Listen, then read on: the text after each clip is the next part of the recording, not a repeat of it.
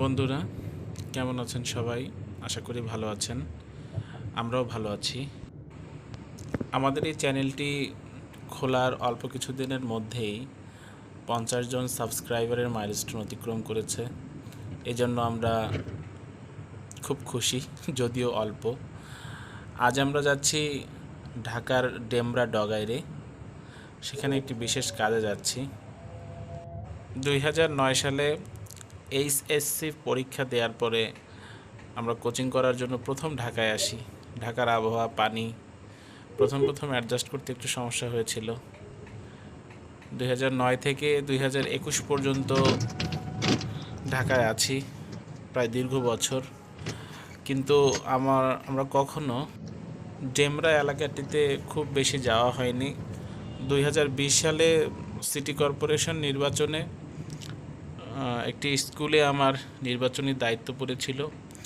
তখন আমার প্রথম যেতে হয়েছিল ডেমরা। তো এর আগে কখনো যাইনি, আজকে দ্বিতীয়বারের মতো যাচ্ছি ঢাকার ডেমরা ডগাইরে। তো সিটি কর্পোরেশন ইলেকশনের সময় ভোটের দিনের আগের দিন আমাদের ডেমরায় যে রাতে থাকতে হয়েছিল। ভাগ্যবশত আমরা এক কলিগের বাসা পেয়ে যাই এবং রাতে সবাই সেখানে অবস্থান করি। তো রাতে আমরা ঘুরেছিও ডেমরায়, চারপাশে দেখেছি ডেমরাকে।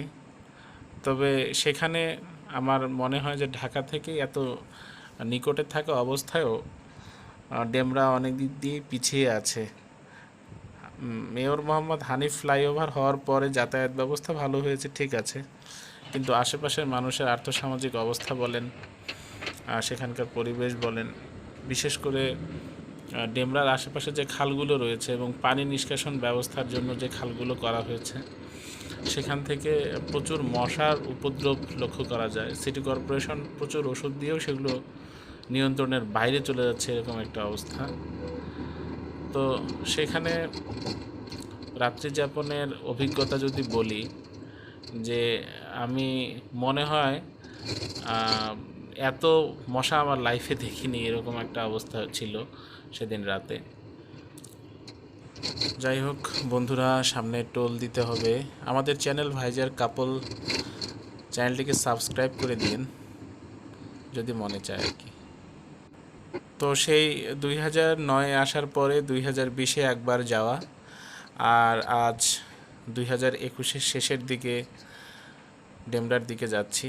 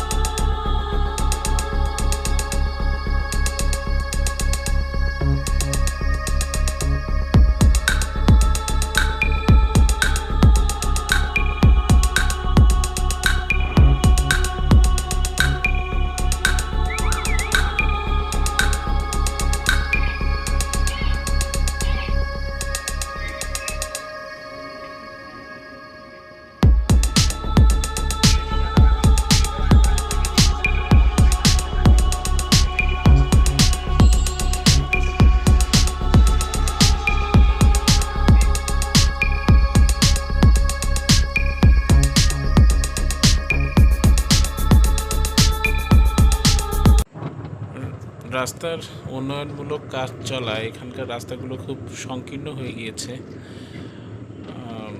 কিছু ডেভেলপমেন্ট কাজ বা প্রজেক্ট এখানে চলছে, কিছু বিদেশি কোম্পানি ইনভেস্টমেন্ট করছে।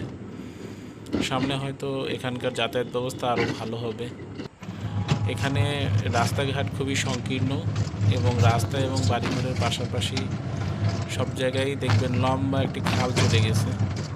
এটা নিয়ে হয়তো সরকারের ভবিষ্যৎ কোনো পরিকল্পনা রয়েছে। চারপাশেই শুধু উন্নয়নমূলক কাজ দেখতে পেলাম। এখানে প্রতিটি রাস্তায় আপনি মাস্ক ছাড়া খুব একটা বেরোতে পারবেন না, প্রচুর ধুলা, রাস্তা সংকীর্ণ এবং অনেক জায়গায় রাস্তা খুবই খারাপ, বাজে অবস্থা। কিছু জায়গা তো আমার কাছে একদম ভুতুড়ে লেগেছে। আমার সেরকম ভূত প্রেতের অভিজ্ঞতা নেই, তবে আমি যখন স্কুলে পড়ি তখন আমি মসজিদে যেয়ে নামাজ পড়তাম। তো প্রতি 5 ওয়াক্ত নামাজ মসজিদে আদায় করার সময় একদিন হঠাৎ রাতের দিকে আমার জানালায় একটা নক করে কেউ। তো আমি জানালা খুলিনি, আমি বললাম কে, সে বলল আমার বাড়ির পাশের একজন ছেলে, সে আমাকে বলল চলো মসজিদে যাই নামাজ পড়তে। তো আমি ওকে বললাম তুমি একটু দাঁড়াও, আমি উজু করে আসি। সে বলল উজু করা লাগবে না, তুমি মসজিদে যেয়ে উজু করি।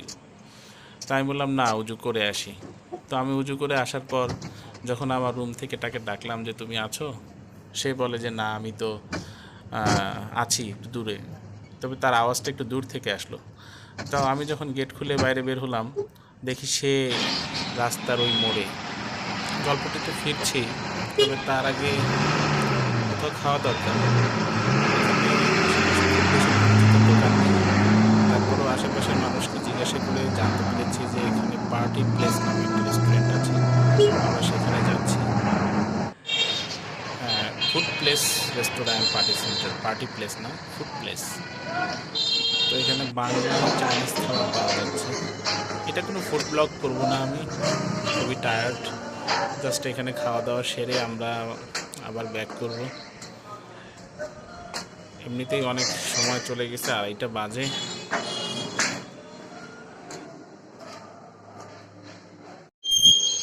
এখানে একটি ময়না পাখি আছে, সে কথা বলতে পারে, কিন্তু আমি ক্যামেরা নিলেই সে আর কথা বলছে না। কেন বলছে না জানি না। সে ক্যামেরা অফ করলে তার নামটা বলছে, কিন্তু এমনিতে বলছে না। মাথায় মনে হয় একটু বুদ্ধি আছে আর কি, দুষ্টামি করছে। তো যাই হোক, যে ঘটনাটা বলছিলাম সেটা হচ্ছে আমি যখন উজু করে আসলাম, দরজা খুলে দেখি আমাদের বাসা থেকে সোজা 100 মিটার একটা রাস্তা চলে গেছে। সেখান থেকে বামে একটা মোড়ে গেছে 100 মিটার, ডানে একটা 150 মিটার, 150 হাত দূরে মসজিদ। ওই মসজিদের আগে যে 150 মিটার, সেখানে দুপাশে বাঁশের ঝাড় বলে। তো আশেপাশে খুব একটা বাড়ি নেই। তো আমি যখন গেট খুলে বের হলাম, তখন সে দেখি আমার 100 মিটার দূরে। সে বলে আমি তো আছি, তুমি চলে আসো। তো আমি যখন জোরে চিৎকার করে বলছি দাঁড়াও আমি আসতেছি, তখন আমার বাসা থেকে বাসার অন্য মানুষদের ঘুম ভেঙে গেছে। তারা বলছে তুমি কোথায় যাও? তো আমি বলছি আমি তো নামাজ পড়তে যাচ্ছি ফজরের। তো তারা বলছে যে রাত 3টের সময় ফজরের নামাজ, এখনও তো আজান দেয়নি। তো আমি আসলে পরে বুঝতে পারলাম যে এটা ওইরকম একটা ঘটনা। আমি আসলে হয়তো উজু করায় সে দূরে চলে গেছে।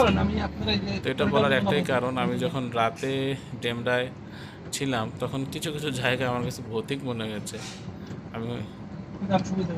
তবে বর্তমানে মানুষের ঘনত্ব, ডেন্সিটি যেভাবে বাড়ছে, তাতে মানুষেরই থাকার জায়গা হচ্ছে না, আর ভূতের তো দূরের কথা।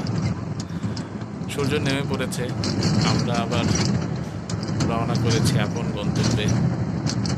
ভালো থাকবেন সবাই, সুস্থ থাকবেন, চ্যানেলটিকে সাবস্ক্রাইব করে দেবেন। ধন্যবাদ।